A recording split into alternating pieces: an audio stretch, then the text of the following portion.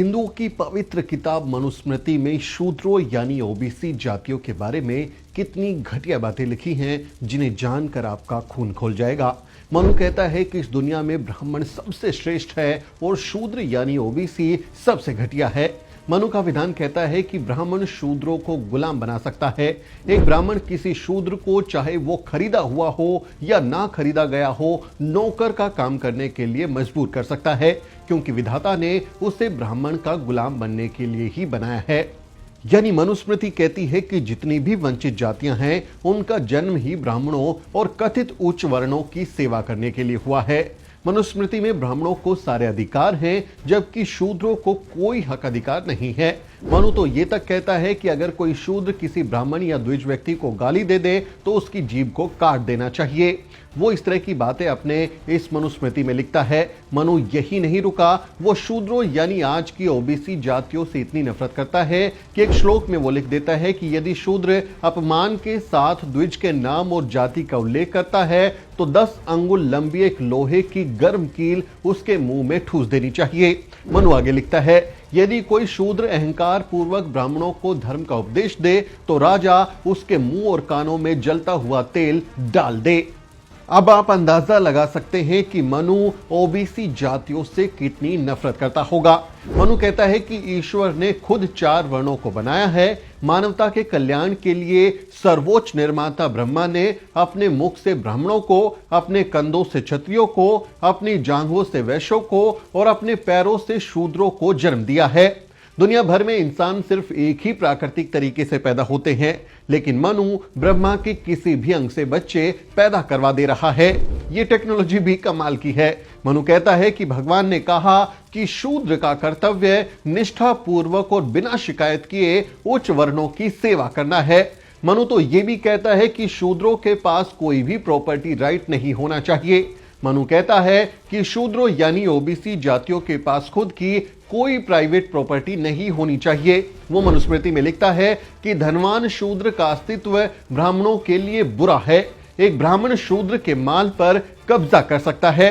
यानी अगर आज मनुस्मृति का दौर होता, बाबा साहेब डॉक्टर अंबेडकर का संविधान नहीं चल रहा होता, तो ओबीसी ना घर बार बना पाते, ना गाड़ी खरीद पाते और ना ही उनके पास कोई खेती की जमीन होती या कोई प्रॉपर्टी होती। मनु यही नहीं रुका, वो ये भी कहता है कि शूद्रों के नाम ऐसे होने चाहिए जिससे दास्ता यानी गुलामी का भाव आए। इस बारे में मनु कहता है, ब्राह्मण के नाम का पहला भाग शुभता को दर्शाने वाला होना चाहिए। क्षत्रिय का शक्ति से संबंधित, वैश्य का धन से जुड़ा हुआ, लेकिन शूद्र का नाम तुच्छता को प्रकट करने वाला होना चाहिए। ब्राह्मण के नाम का दूसरा भाग ऐसा शब्द होना चाहिए जो सुख को दर्शाए। क्षत्रिय का ऐसा शब्द जो रक्षा को प्रकट करे, वैश्य का ऐसा शब्द हो जो समृद्धि को व्यक्त करे और शूद्र का ऐसा शब्द हो जो सेवा को दर्शाए। ओबीसी के साथ साथ क्षत्रियों को भी ब्राह्मणों से नीचे बताते हुए मनु लिखता है कि 100 वर्ष का क्षत्रिय भी 10 वर्ष के ब्राह्मण बालक को अपने पिता के समान मानकर व्यवहार करे।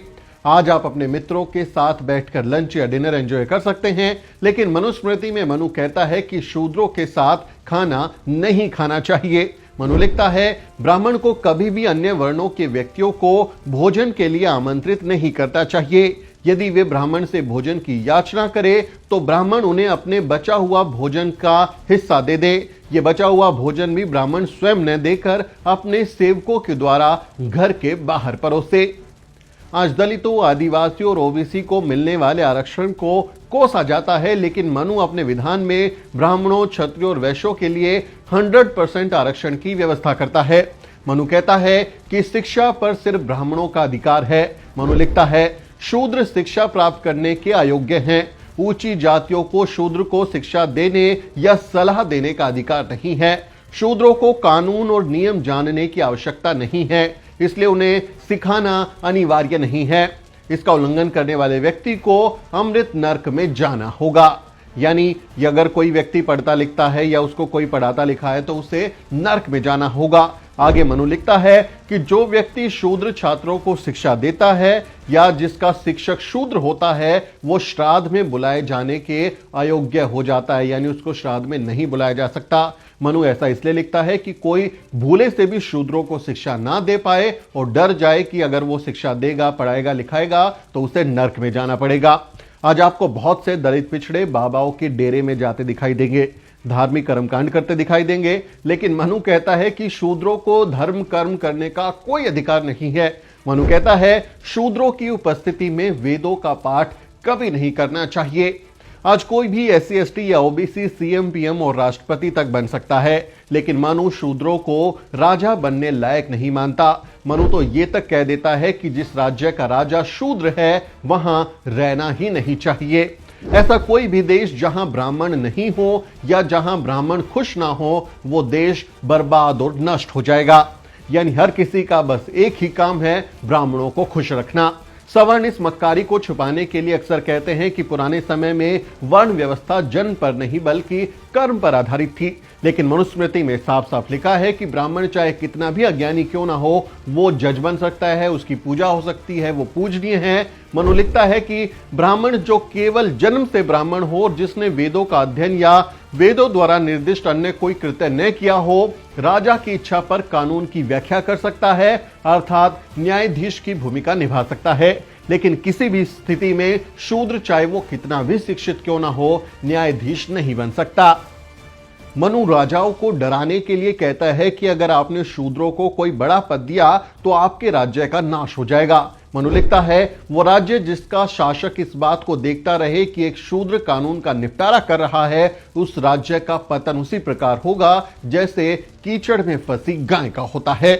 मनु शूद्रों के लिए जन्म के आधार पर गुलाम बनाए जाने की बात करता है। मनु लिखता है कि कोई भी ब्राह्मण जो किसी अन्य ब्राह्मण को गुलाम बनाता है या बनाने की कोशिश करता है उसे कम से कम 600 पन का दंड दिया जाएगा, लेकिन ब्राह्मण शूद्र को बिना किसी पारिश्रमिक के अपनी सेवा करने का आदेश दे सकता है, क्योंकि शूद्र को ब्रह्मा ने ब्राह्मणों की सेवा के लिए ही बनाया है। यहां तक कि यदि एक ब्राह्मण शूद्र को गुलामी से मुक्त कर दे तब भी वो शूद्र गुलाम ही बना रहेगा, क्योंकि उसका सृजन गुलामी के लिए ही किया गया है। उसे कोई भी व्यक्ति पूरी तरह से मुक्त करने का अधिकार नहीं रखता।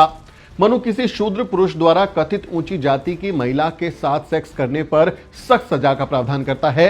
मनु लिखता है कि यदि कोई शूद्र ऊंची जाति की किसी महिला के साथ संबंध बनाता है तो उसका लिंग काट देना चाहिए।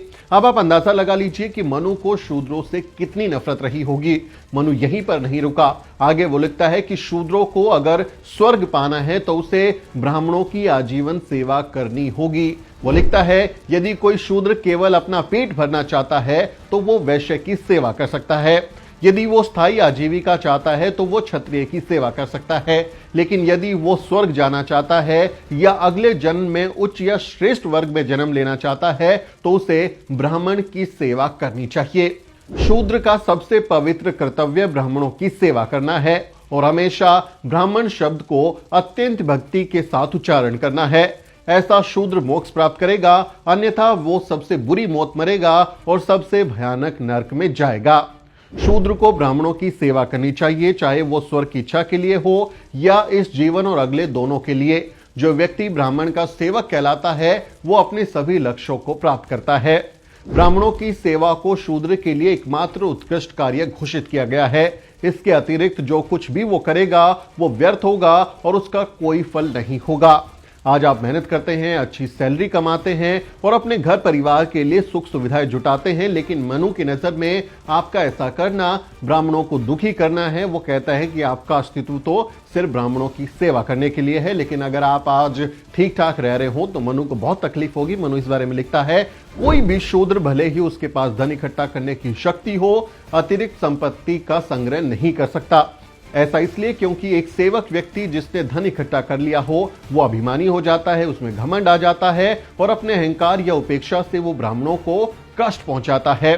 इंसान को जन्म के आधार पर 4 वर्णों में बांटने वाले मनु को कुछ हिंदू पूजनीय मानते हैं, जबकि उसी मनु ने शूद्र यानी आज की ओबीसी जातियों के बारे में इतनी घटिया बातें लिखी हैं कि उन्हें पढ़कर आपका खून खुल जाएगा। सिर्फ शूद्रों के लिए ही नहीं बल्कि महिलाओं के लिए भी मनुस्मृति में बहुत ही घटिया बातें लिखी हैं और उन्हें पुरुषों का गुलाम बताया गया है। इसीलिए 25 दिसंबर 1927 को भारतीय संविधान के निर्माता बाबा साहेब डॉक्टर अंबेडकर ने मनुस्मृति को सार्वजनिक तौर पर जलाया था।